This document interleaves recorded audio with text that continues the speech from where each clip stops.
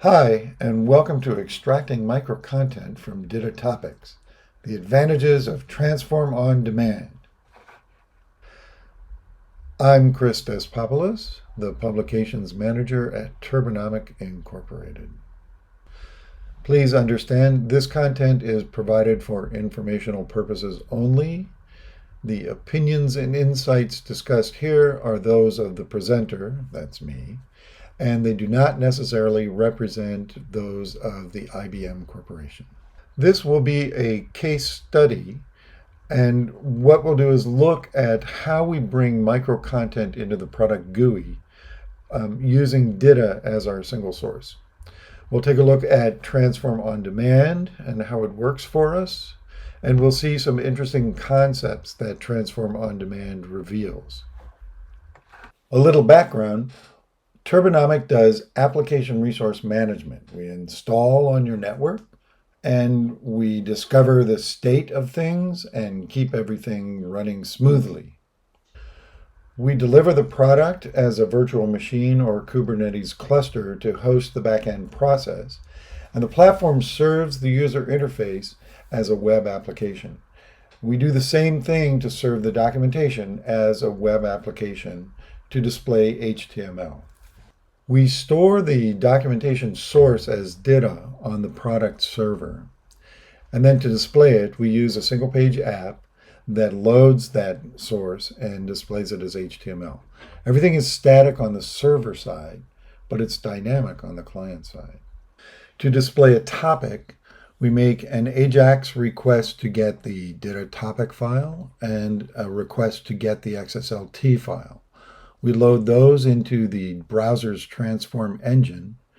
It turns the files into HTML, and we display that HTML in the single page app. This gives us Transform on Demand. We can adjust our help files on the fly.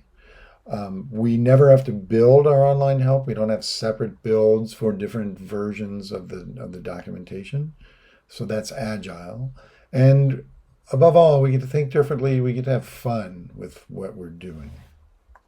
Looking under the hood, you can see a stack of services. We've got a doc controller that manages the URL changes. There's a help launch service, and that's kind of a single point that manages launching the help window. We've got a table of contents and search service. And then a layer of kind of DITA-specific services. These are the pieces that actually turn the DITA topics into HTML. And then we have some general utilities that we use, and then we also have an extension service, which really is just a dictionary of custom JavaScript functions that we can use to inject certain kinds of features into the help system. Looking at the layer that handles the DITA transforms, we use the transform service. It uses AJAX to get the XML and XSLT files. It'll execute the transform. It calls the key ref service to expand any key refs so that we can have variables in our content.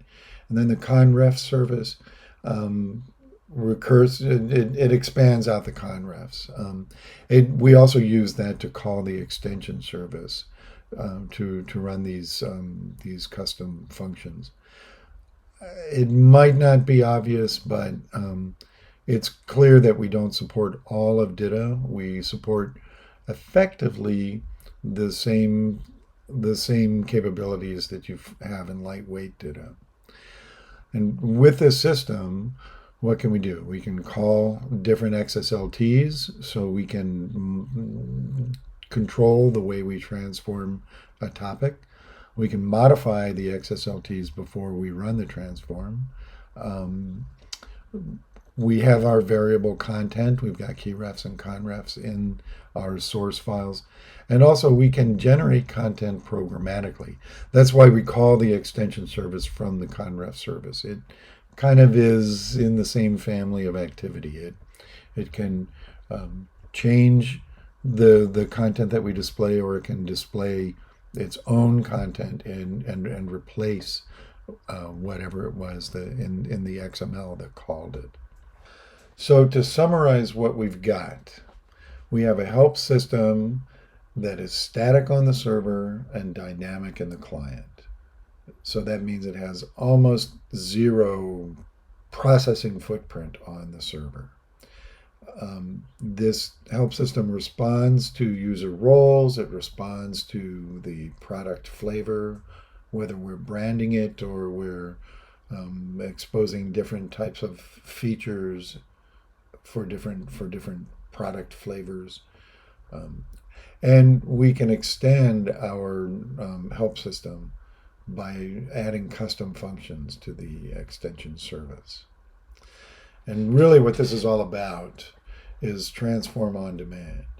Yes, we are transforming in the browser, and yes, that's interesting. But the most interesting thing, in my opinion, is that we have transform on demand, which means we're transforming at the latest possible moment. And that means that we can know as much about the current state and we can modify or transform in order to respond to the current state. So let's take a look at some of this in action. We can start with the Help Center.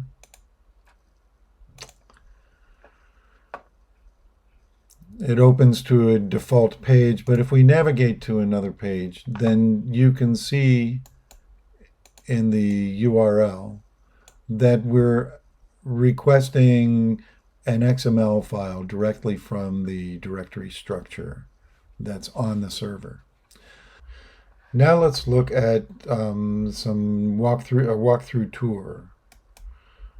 So if we go here and we scroll to a walkthrough tour, this is some pretty standard stuff. We are just displaying this tour, and it points to different places in the user interface. It can actually progress through the user interface. This is an array of paragraphs that are coming out of an ordered list that we use in a task that describes doing exactly this thing. So this same content that we're looking at here in this tour also appears in the help system, and it appears in the PDF guides that we create. So now let's look at some quick help. You can go into the user interface and you can click on this quick help icon here. Oof, if I can make it work. Okay, so you click on that, it makes a request. It opens up a subset of a DITA topic and displays it in this special panel. And you'll notice that as we transform this DITA, it's pretty much the same as the transform that we make for the online help. For example, you can see here that we have a cross-reference or an active link, and that will open up the online help to that given location. Now let's take a look at inline quick help. I'll navigate to an interesting use of it. So we actually display what's new in the user interface, but what's new can grow over time. So we need to have these accordions in there. And you can see that this is the same thing. It's a request for a DITA topic, and we're displaying it in the user interface. And again, it's rich text. We can include JavaScript features. This is implemented in the extension service so that we can have these accordions to expand and collapse a large amount of data, or a large amount of information, I guess, within the user interface. Another interesting thing to look at is here in user management. If we go look at creating a new user, as you choose different roles, the description of the user role changes. Here we've got a shared observer as a scoped user who can do certain things. If we go to the site administrator, that user can do other things. This is the same documentation that we have in our help and in our user guide. And the user interface can call subsets of that programmatically. So that's another kind of interesting use of inline quick help. So let's take a deeper dive into what is really happening with quick help. Remember that it's doc in the user interface. And what we're going to do is we're going to kind of tease apart a DITA topic and just kind of pull out little bits of it to display in the user interface. So now remember, the doc app is a web GUI and it displays data that it picks up from the server. And that's exactly what the product application does. The product application presents a web app that is a GUI that picks up data from the server. So that kind of begs the question, why can't we just display doc content in the product user interface? Why force people to go out of the product user interface into a separate documentation piece when they could get the information they need right there in the product user interface? To do this, we just include the documentation application as part of the user interface application for the product. Except we don't need the complete doc app. We don't need the doc controller, the launch service, or the table of contents or search services. All we need are the DITA services, the doc utilities, and the extension service. And we can get the full value of our documentation app displaying content in the user interface. So let's think a little bit about what we're doing here. From a strategic point of view, there are some things that we want to do. We want to bring content closer to the user. We don't want to force the user to go out of the given activity in order to find information about that activity. We want to have a single source of all our documentation. So that means that we don't have maintenance nightmares where certain things can be out of sync. The user interface can display content that is the single source that we also use in the documentation. We want to have connections to the long form documentation. So we have to have links out of the user interface to the documentation. What people ordinarily refer to as context sensitive help.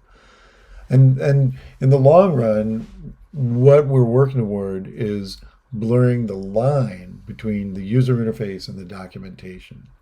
So that's kind of the strategic approach. In terms of tactics, what do we want? How do we want to do this? We want to exploit the documentation application. We want to have as much control on the documentation side of things and have as little dependency on the developers in order to make this work. So we want to own our transforms. We want to own the documentation assets. And we want to declare the metadata that sets up these topic subsets that we're going to kind of extract from our topics. We do have to have mapping from the user interface to the topics. That's a JSON file that the publications department owns. And then we want our publishing processes to be as unchanged as possible. We want to be able to use the same tools as ever in order to implement this quick help documentation and to test it as well. And as a reminder, we have 3 microcontent types: the walkthrough tours, the quick help panel, and the inline quick help. And we're going to focus on the quick help panel itself. So what really happens when you click the icon and display the quick help panel? Each instance of the quick help icon, that little question mark that's up there, includes the ID for the quick help entry that is associated with it. So when you click on that icon, the user interface itself makes a request to get the given quick help entry from the quick help map. So here we see what an entry in the quick help map looks like. The request is going to get this data. So pending actions is the ID for the entry. And now the map itself specifies a default XSLT. So if there is no XSLT specified in the entry, then that's the transform that we're going to use for that quick help request. But we can have custom transforms for specific quick help requests. So the content field identifies the path to the topic that we want to get. And then let's skip down to the overview field. This field identifies the metadata that we use to define kind of the overall content for this request. And then the sections field includes different kind of subtopic content that can be used for different requests. This sets it up so that you can have different levels of specificity in the requests. If you only give content, you don't give any sections, you don't give any overview, then the quick help will display the entire topic. If you give overview, but you don't give any sections, then all you will see is the overview content. But there are some circumstances where we need the same ID, but we need to display different content for that ID in different circumstances. So for that, we can use sections. So maybe we'll have a chart and it's the pending actions chart, and maybe the user is displaying a text version of the chart or maybe a horizontal bar version of the chart. And we can get quick help that's specific to those different versions of the chart that the user might be displaying. So after it gets the information from the quick help map, the application can then use that data to assemble the call that it's going to make to the transform service. So it sends that service the path to the XSLT, it sends the path to the topic, and then it sends a parameter for the XSLT for the main quick help content, and another parameter for the subtopic, or in this case, the specific chart type. So it's going to send the QH overview as one parameter and QH text chart as another parameter into the XSLT. The transform service just does its job, the same as it does for the online help system. It loads the requested XSLT and topic files. It sets up the parameters in the XSLT, and it executes the transformation. Then when it has some generated content, in this case we know it's going to be HTML, and it returns that HTML back to the application. And when the HTML gets back to the application, then the application just displays it in a quick help panel. So notice that the application developers only had to do two things. They had to implement the quick help icon and set it up to be able to request the data from the quick help map. And then they had to implement the quick help panel, which has the logic to make the call to the transform service and then display the result. All the rest of the activity was already implemented in the help system, and all of the management of the content that's displayed and the formatting, the transformations, even injected functions such as accordions and the like, all of those are under the control of the publications department, and they're all documentation assets. All right, so let's take a look at a documentation asset. As you can see, this is just a regular DITA topic. Now we use the output class attribute to identify the different segments that we want to display in our quick help. So you can see here that we've assigned Quick Help Overview to the title, and then we've got kind of an overview paragraph. This could be a section of any size. And then for the subsets that we want to display, well, in this particular topic, we're describing the pending actions chart, and then we have examples for each type of chart. And those are in an unordered list, as you can see here. And each list item is kind of devoted to a different chart type.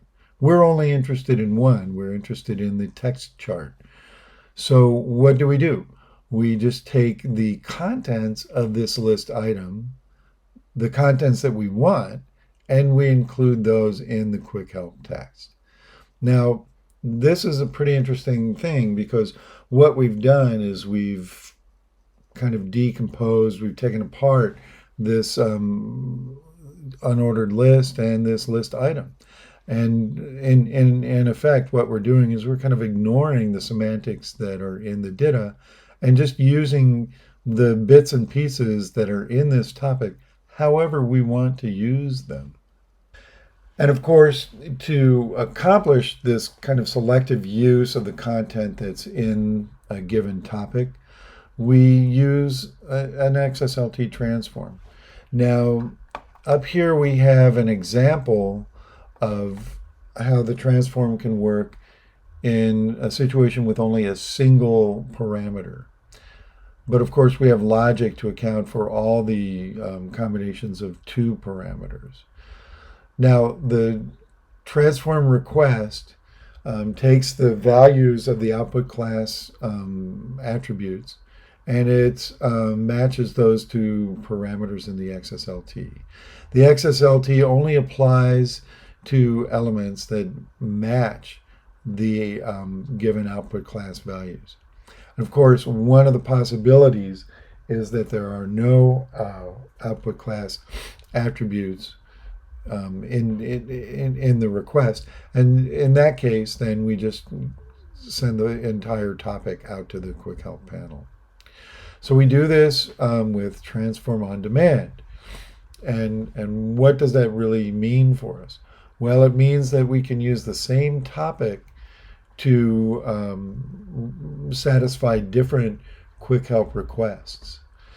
And that's really good because that means that we don't have to assemble separate copies for each quick help request. There is no concept of a doc build, so nothing could be more trivial than that. We just have the DITA files ready to be used and transformed on demand. We have dynamic results, and the nice thing about our current implementation is that it's happening in the browser. So there's no processing to make this happen on the server. It's all happening in the browser. So let's think about this for a minute. When you start pulling microcontent out of a topic, then two interesting ideas kind of bubble up. And maybe these can serve as paradigms for thinking about two areas of working with documentation assets. One is thinking about metadata as overlays, and the other is thinking about transform rules as context. So think of some kind of a layer over a piece of text, and it only exposes kind of the select set of the words in the text. So that overlay is going to kind of give you some specific meaning out of that text. And when you think about it, one text can have multiple overlays. And you can think of it in terms of categories. You can have categories of overlays. So I'm thinking that this paradigm can help managing text, because metadata is just getting more and more complex. And if we can think about metadata in a way that's easier to manage, that could be helpful. So for example, consider this single text with two different overlays. Now we wind up with two really different texts. I have fear of the clouds, or a picture of a fly will hide in the clouds. So this is two really different sets of statements coming from the same text. Now, maybe we can start thinking in terms of categories for our metadata, and that'll make it easier for us to manage it. And maybe this concept of overlays can help us get a sense of user interface for viewing, managing, declaring some of our metadata. It could happen. And something that is just really interesting to me at any rate is the fact that you can ignore the semantics, because you can assign your own semantics to a given overlay that's on top of a text. The semantics of the underlying text is secondary to the semantics of the results of your overlay. And another paradigm to consider is transform as the ultimate context. So any declaration is going to need some kind of context for it to be meaningful. And in terms of markup, the transform is the final step in establishing the context of that content. So it sets up formatting and filtering. It can set up other sorts of organization for using the markup as a data transport, things of that nature. You can have different contexts for the same text. We've seen this in the way that we use the same text for different types of quick help. We can use the same text for PDF and for walkthrough tours in the user interface. You can procedurally modify a transform on the fly. So by that I mean that before you use the transform, if you want, you can add new templates. You can modify existing templates in the XSLT file. And then you can also pass parameters that are really going to modify the content in the final analysis. And we can see an example of how parameters might be able to refine context in that way. So we already saw how a quick help request includes parameters that go into the transform to tell the transform what parts of the topic that we want to display in the quick help. But now what if we could add more parameters that expressed kind of real-time data or real-time status at the time that the quick help request was made? In that sense, then we'd have personalization in our quick help. We'd be talking about what's happening right now in the quick help. And so that is an example of using parameters to make a more specific context. Now, what are some things that we can do with this? Well, we could give real names of entities that are involved in the current state of the product. We could talk about real-time data instead of having a general description of the type of data that somebody is looking at. We can have a description of the actual data that somebody is looking at. We could generate reports by getting the input, running a function through the extension service, and then bringing it back out into quick help as a report. And you could have troubleshooting documentation that can actually respond to the current state in the system, could display error messages that are actually on the server, or do other things to describe what's really happening to the system at the moment. Now, we haven't implemented this in the product yet, but we have experimented with setting up a templated way to respond to parameters coming into the transform. So now here we have an example of a templated section in a topic. And we use the ph and we set up an output class to identify whether it wants parameter 1 or parameter 2. And then in the transform, what we need to do is we need to agree that P1 will map to one parameter and P2 will map to another parameter. In this case, we're just using parameters that we already use for the quick help. But these could be any parameters that the request wants to pass to the transform service.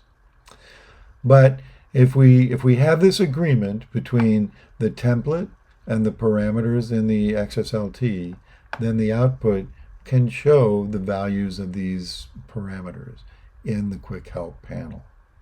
So this is a way to get live data into our quick help system. But this kind of activity of getting real-time data into the documentation is a great way to personalize the content by making the context as current as possible. And it's also a great way to further integrate the documentation with the product user interface and kind of make the process of using the product and understanding the product as seamless as possible. So to wrap things up, we have transform on demand. We execute the transforms in the browser. We can slice and dice our content with metadata overlays, and we can play with context. But let's take a look at transforming the browser a little bit. There are good things about it, and there are some not so good things about it. The good things include the fact that it's got a minimal footprint on the server. This was originally a requirement for our project. Technically, you can call this a static site. It's portable. That means it's easy to deploy. We've deployed it to an external site. It integrates in the product user interface and so on. And it's surprising that the performance is so good. DITA topics are small by definition, and so it really makes sense to transform DITA in one topic at a time. What's not so good about it is security. In browser apps, they've got their own problems. It's a little bit easier to violate security, or let's say it's a little easier to maintain security on the server side. And so it could make sense to have the documentation transformed on the server side. Browsers are different, and you have to account for the browser differences in your coding for a lot of this stuff. In our case, we had to use XSLT 1.0. For historical reasons, we did not use the JavaScript Saxon JavaScript products. So we're just using the transform engine that's in the browser. It means that we're stuck with XSLT 1.0. And another problem is with startup, as our body of text is getting larger, we're finding that the search data is getting really big. And so that means that loading that search data is taking time.